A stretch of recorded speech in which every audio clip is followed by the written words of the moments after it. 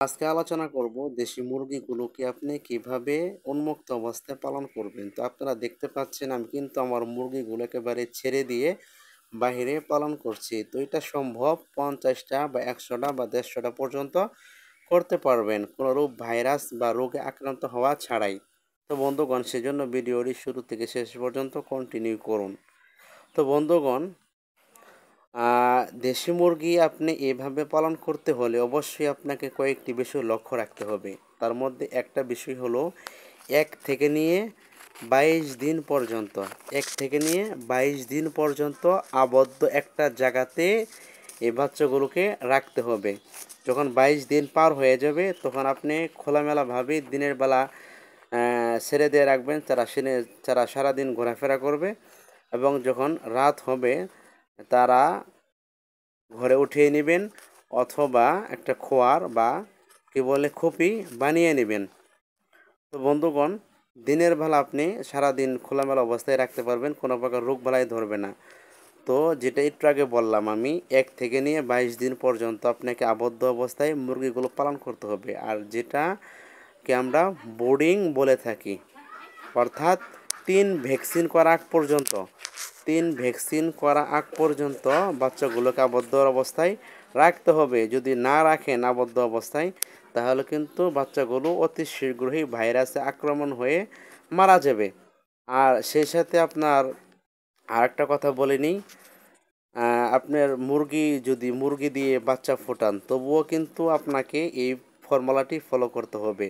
অনেক সময় দেখা যায় বাচ্চার যখন বয়সটা ১ মাস হয়ে যায়, চাই সেটা ফার্মের হোক অথবা যে মুরগি দিয়ে ফোটানো হোক, বাচ্চার চোখে বা ঠোঁটে একটা বসন বাহির হয় এবং বাচ্চাগুলো ঝুম ধরে থাকে, বাচ্চাগুলো কিন্তু মারা যায়।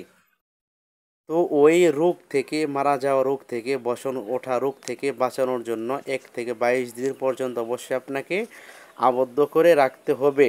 আপনি মুরগি দিয়ে ডিম ফোটান তবুও আপনাকে এই ফর্মুলাটি ফলো করতে হবে। যদি করেন তাহলে ইনশাল্লাহ আপনি সাকসেস হতে পারবেন। তো এখন কথা হলো ১ থেকে নিয়ে ২২ দিন পর্যন্ত সময়ের ভিতরে আপনি আবদ্ধ অবস্থায় রাখবেন। কি করবেন? কিসের জন্য রাখবেন? তো এই সময়ের মধ্যে ৩টা ভ্যাকসিন বাচ্চাকে করতে হবে। এখন ওই ভ্যাকসিনগুলো নিয়ে আমার অলরেডি চ্যানেলে একটা ভিডিও দেওয়া আছে। আপনারা ভ্যাকসিনের নিয়ম, ভ্যাকসিন কীভাবে করতে হয় ওগুলো কষ্ট করে একটু দেখে নেবেন।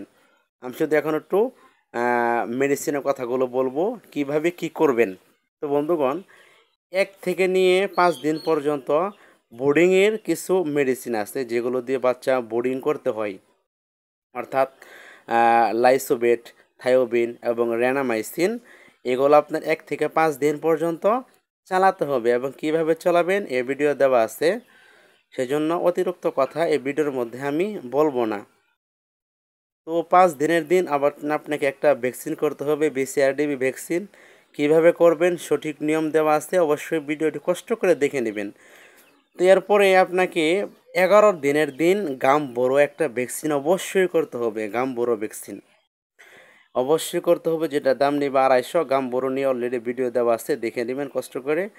তো ১১ দিনের দিন ভ্যাকসিন করা হলো গাম্বুরো। ১১ দিনের দিন ভ্যাকসিন গাম্বুরো করার পর মাঝখানে আপনি ওই কী বলে ওই থায়োবিন এগুলো চলাবেন এবং মাঝখানে আপনি ওই লাইসোবিট মাঝের মধ্যে ২-১ বেলা করে দিবেন এবং ২১ দিনের দিন অবশ্যই আপনাকে BCRDB ভ্যাকসিন আবার দিতে হবে। তারপর আপনি খোলামেলাভাবে পালতে পারবেন। ধন্যবাদ সবাইকে।